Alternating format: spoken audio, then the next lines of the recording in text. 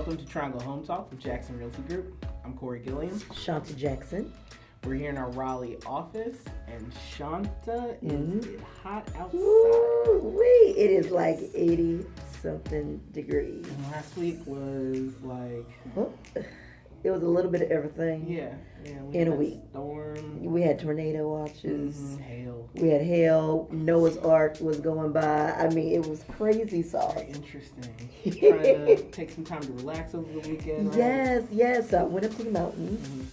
I had a great time with my line sisters. I really did. And man, but it was cold. Like, I'm not talking like, hey, put on a little jacket coat. I mean, I was like, it's like 40-something degrees out here. One day we're going to realize that there are better things in North Carolina, but hey, we love you, North Carolina. Look, you're going to get all 4 seasons in 7 days. And if you're in North Carolina, you just get used to it. Yep. That's the good thing. Keep your flip-flops in your trunk next to a winter coat. Exactly right. But the good thing is it's still hot. Yeah. You know what else is hot? The real estate market. Woo-hoo! So I'm telling you, I love working with my clients. I mean, I feel like just working with them just gives me so much joy and energy.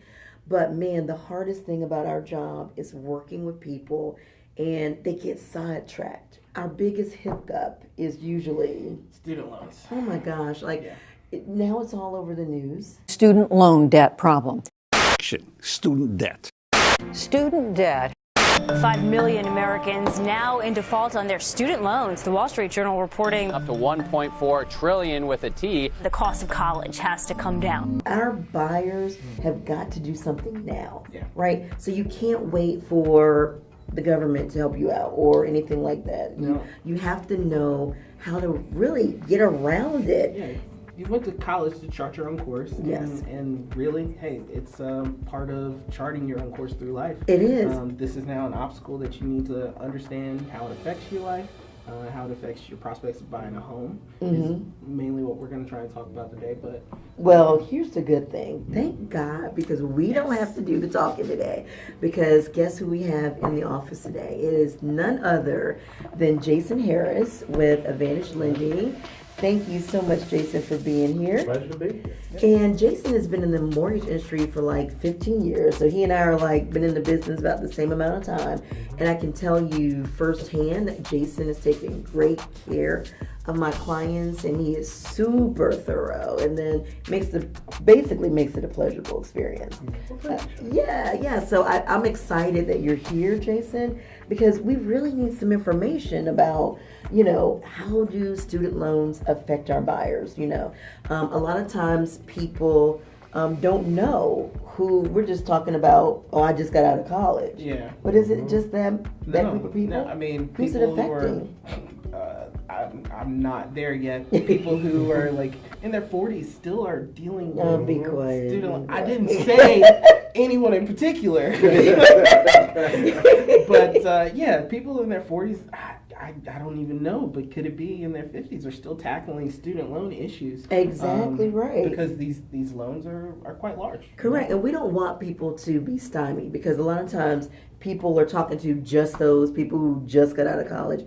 And Jason, you and I were talking that it could even be doctors. Oh, absolutely. Yeah. Big student loans. Tremendous. So this is what is so important to really sort of get a step-by-step on like, what do we need to do? There's different steps in the process. I mean, and people are at different stages, right? Yeah. So my first thought, Jason, is, we have those buyers who are up to date with their student loan payments. God bless you. Okay, you're up to date. You're doing what you're supposed to be doing. Amen. Yeah. But Jason, so how does it affect them? Well, paying your bills always helps you get a loan. It's a good trend. Yeah, it's a good trend. Correct. First step. And you can be up to date. Say you just graduated, and say you were in the nursing, went to school to be a nurse. You could, before you start over at Wake Med or what have you, you can buy a home. What we just have to be mindful of is how that student loan is going to fit in your debt to income ratio. Yes. The rule of thumb is we're going to use 1% of the balance. Okay. For the payment and the debt to income ratio. So I can just break down that little calculation. Let's just say you come out of college with a $50,000 student loan. Okay. 1% of that balance used as a payment is going to be $500. Okay. So if you have a $500 student loan, say you have a $500 car payment, right? you're going to factor that in with what your potential housing payment's going to be. Okay. So you want to buy, let's say, $150,000 townhome. A good starter home, if you can find are those even left in this market. I don't know. For math and so- 150 Raleigh, not They so have Come much. see me in Durham. Yeah, they gotta get it out there. Maybe But Durham. For math simplicity's sake, that's about $1,000 house payment. Okay. Right? So that means your total debt's $2,000. Okay. And let's say you're making $4,000 a month. 2,000 divided by 4,000 is a 50% debt to income ratio. So you're about right there. It's Okay. about where you want to be. Rule of thumb, you want to keep the debt to income ratio under 45%. Okay, so Jason, let me ask you this. So the debt to income, because people are always asking, I think you gave a little example, but really, how, because some people want to be at home, and, you know, they could be watching us in the car during their lunch break, and they want to know, how do they get that debt to income ratio? So what debts are you looking at? Everything on your credit report. Okay, Is awesome. basically it, unless you also have alimony or child support obligations. So it's They will not show up on your grocery pay. bills or gas bill or anything that like that. It's all the debt or rotating debt. Yes, ma'am. That Yep. rotate- Revolving, yep. Oh, yeah. Installment, you got it. And Okay. that's a great point. Okay. It's not your insurance. It's not what you pay for health insurance Cool. or auto insurance.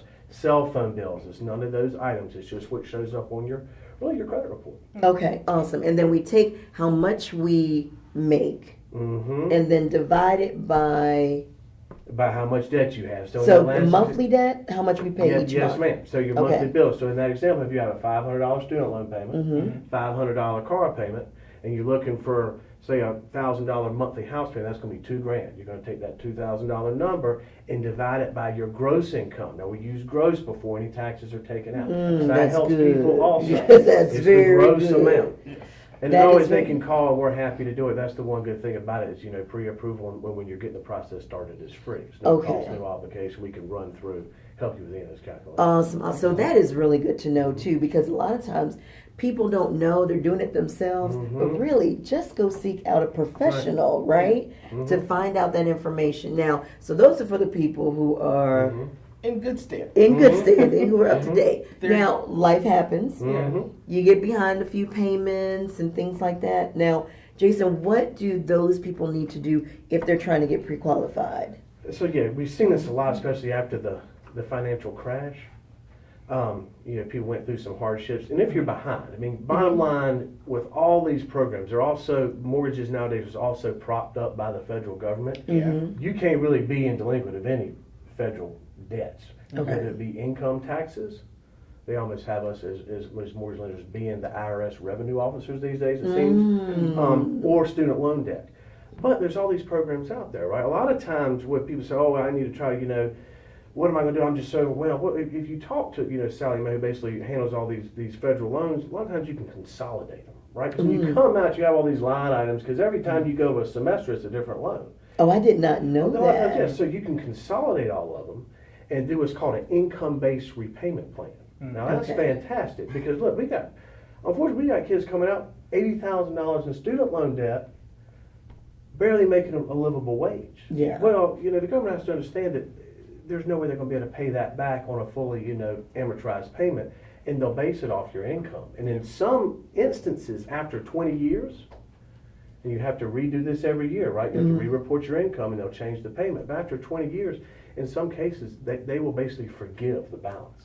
Oh, Some of them wow. program. Yeah. Excellent. So that's the thing. That's the thing to do is just bite the bullet, call them up, and say, hey, they'll repackage, and then you start making your payments again. Then you're in good standing. You can go get a loan. Okay. Name that payment or name that that program It's again. an income-based repayment plan. Okay. Income-based. Now, how do you set that up? You just call. You call in the Your loans. provider. Yeah, Okay. yeah. And most department, you know, it's Sally Mae who does it for undergrad. Now it's totally different for graduate school. Yeah.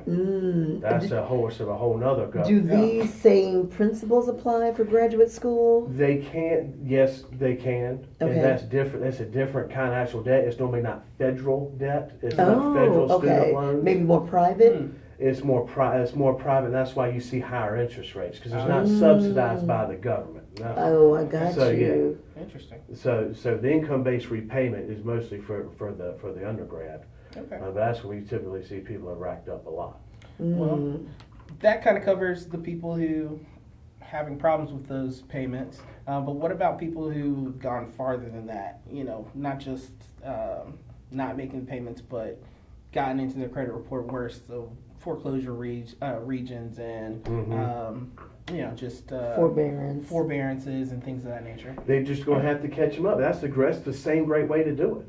You know, in the forbearance, we don't see as many forbearances with the student loans because normally people can call in if they have a hardship. Okay. And like say they lose their job or say they're just out of school, can't find a job. That's what we saw during the crash. Yeah. And these poor folks go to school trying to, you know, the American dream, right? The veterans does, as you were talking about. Yeah. Have all these loans, you can't find a job. Meanwhile, what's happening? Yeah, the the interest is just a ticking and growing. Yeah. But you can get the deferment. So normally what we see is the deferment in lieu of the forbearance. But if you're doing something forbearance, you're simply just not paying. Okay. You still go back to them and say, hey, I want to reconcile these. They'll give you a fresh start. They want their money. Yeah. Right? But that's what people have to understand. With student loans, bankruptcy won't cure them. You basically have to, God forbid, pass away or be declared mentally incompetent to where you can't work for these things. They to will go still away. be there. They are not going anywhere. So just take hold. Just don't. Life happens, like you said. Yeah. Just bite the bullet. Call them up. You're not the only one. Trust me, and I guarantee you they've seen a worse case that day. Just call them up and just say, let me redo these and let them set you up a new income-based repayment plan. And you know what? That is so awesome to me because I think that is the lesson. It's like, look, guys, you get in trouble, it's okay. You can always start fresh. They're going to be with you. Tackle them. Open that letter. Call. This is how you begin. Don't ever let your debt stop you. Look at it and begin, right? That's how you tackle it. Definitely. Awesome. Well, I just wanted to go back because I think you said something that we hear all the time, and well, I've deferred my loans. It shouldn't matter. I don't have to pay them. I know we covered it, but like I feel like that's one of those. I deferred it. I'm not paying it. It's still their debt at that point. So it's a part of something they have to take part of. And I think the good thing that you were saying, Jason, is just call them, start fresh, because like you were saying, during that period where you're delinquent, man, it's hitting your credit hard. But once you refinance them or consolidate them, Okay. those derogatory debts that have been dragging because not paying the student loans on time will kill your credit. Yeah, It could gotta do something, legal. guys. But once you refinance, just like refinance the mortgage, it says it's paid. And so the healing process begins right there. Amen. And then paying the new ones on time, you'd be amazed what 6 months to a year do for you. And so that's one good thing we can do. If you call and always say, hey, let's tackle this 3 to 6 months before you're ready to buy a home. That's Let's very, Let's see it. Look, hey, these are delinquent. Look, call them. That's what we talk about. Do this income-based repayment plan. Because the good news about, especially with a conventional loan, if it's the income-based repayment plan, I don't care if it's $100,000 in student loans and they say that monthly payment's $50. Yeah. For conventional loans on mortgages, we'll use the $50 payment. Wow. That's a little known trick. That is good. So you don't necessarily, it doesn't have to be the standard 1% we talked about. Okay. But we always say as a rule of thumb, just to try to keep things simple for people. And see, that's a good word because it lets people know, look, if you're looking to buy a house and you may have some student loan debt, if you want to move in June, you're going to have to start in December.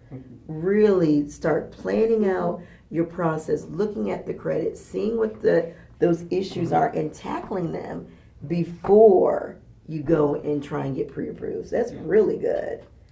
Well, we've basically covered all of the people who are experiencing the vast window of what student loans, how you deal with them over the time. But I guess let's go back to the beginning with the people who, let's say there's a senior right now getting ready to walk across that stage in June. Oh, wow, yeah. Is June, July, is that a good time for them to possibly be thinking about purchasing a home? It is. All they need is an offer letter from an employer. Go back to the nurse. If it's wait med, we just have to say, hey, she's starting, she's going to be a nurse, or he or That's she. That's right.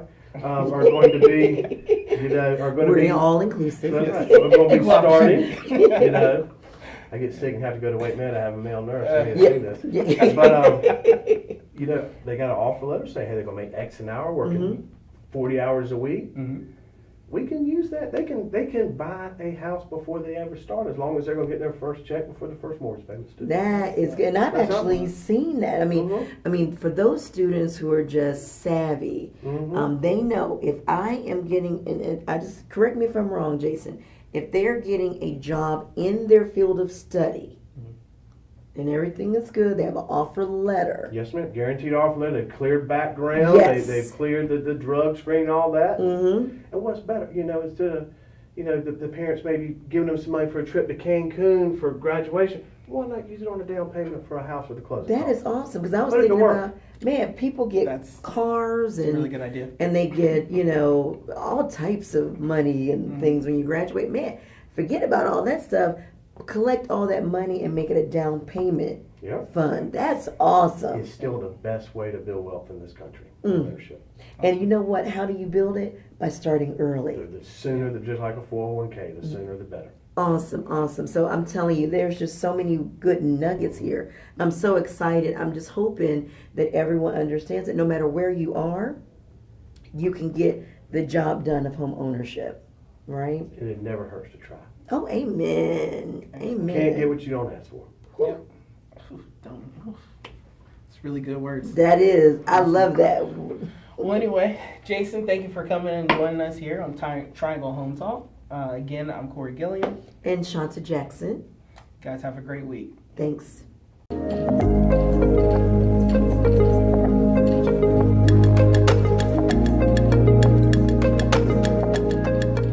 How long are you going to wait until you get it done? What is going to be that first step to get started? Don't let another year go by before you can buy your house. If you're listening to me and you're sitting in your rental and you're sitting with your mom and dad's house, are you staying with a relative and you want to figure out how to make that next step? Come, join us May 4th, 10 a.m. to 12 noon. Folks, let's start together. See you there.